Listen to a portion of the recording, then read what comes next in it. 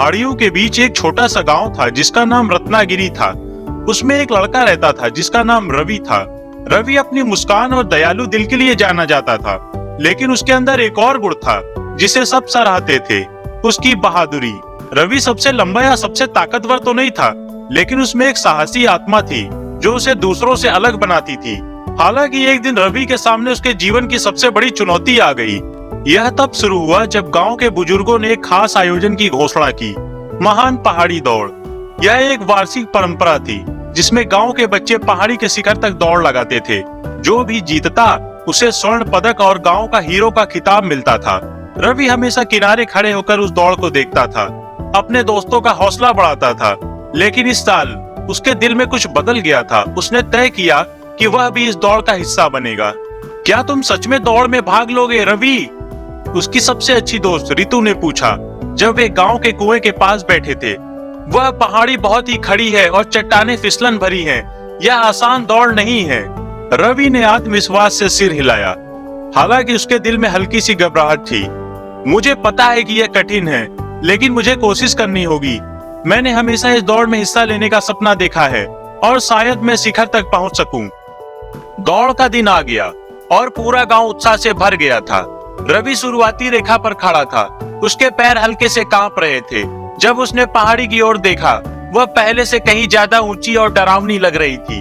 दूसरे धावक उसके बगल में खड़े थे, कुछ उससे बड़े और कुछ तेज, और सब जीतने के लिए दृढ़ थे। रवि ने गहरी सांस ली और अपने आप से कहा, जीतना जरूरी नहीं, कोशिश करना जरूरी है।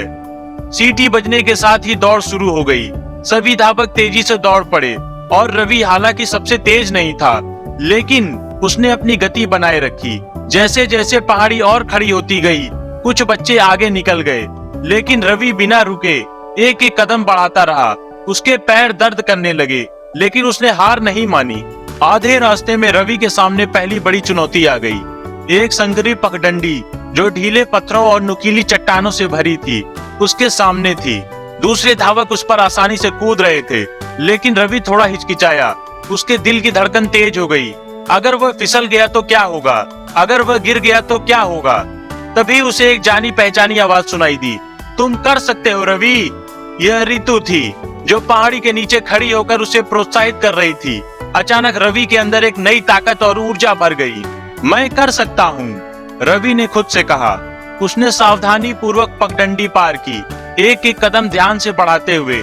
यह आसान नहीं था, लेकिन उसने हार नहीं मानी। जब वह पगडंडी की दूसरी ओर पहुंचा तो उसका दिल गर्व से भर गया। जैसे जैसे रवि अपनी चढ़ाई जारी रखता गया, चुनौतियां आती रही। फिसलन भरी ढलानें, घने झाड़ झंकार और एक तेज हवा का झोंका तो उसे लगभग गिरा ही देता। लेकिन हर बाधा के साथ रवि ने कोई न कोई रास्ता निकाल लिया। उसकी बहादुरी हर कदम के साथ मजबूत होती गई और जल्द ही उसे पहाड़ी का शिखर नजर आने लगा। लेकिन एक आखिरी चुनौती बाकी थी। फिनिश लाइन से ठीक पहले पहाड़ी का सबसे खड़ा हिस्सा था। लेकिन फिर रवि ने याद किया कि उसने अब तक कितनी चुनौतियों का सामना किया था। उसे वह चट्टानी पगडंडी, फिसलन भरी ढलानें और बाकी सब याद आया, और उसने खुद से कहा, मैं यहाँ तक पहुँच गया हूँ तो फिर शिखर तक भी पहुँच सकता हूँ। गहरी सांस लेते हुए रवि ने आखिरी चढ़ाई शुरू की। उसने पत्थरों को पकड़ा, उसके पैर जमीन में धंसे और हर कदम मुश्किल था, लेकिन उसने हिम्मत नहीं हारी। गांव अब बहुत दूर लग रहा था और शिखर बस कुछ ही दूर था। रवि का दिल उत्साह से धड़क रहा था। आखिरकार आखिरी कोशिश के साथ रवि शिखर पर पहुंच गया। गांव वाले नीचे खड़े होकर खुश हो रहे थे और रवि के चेहरे पर बड़ी मुस्कान थी।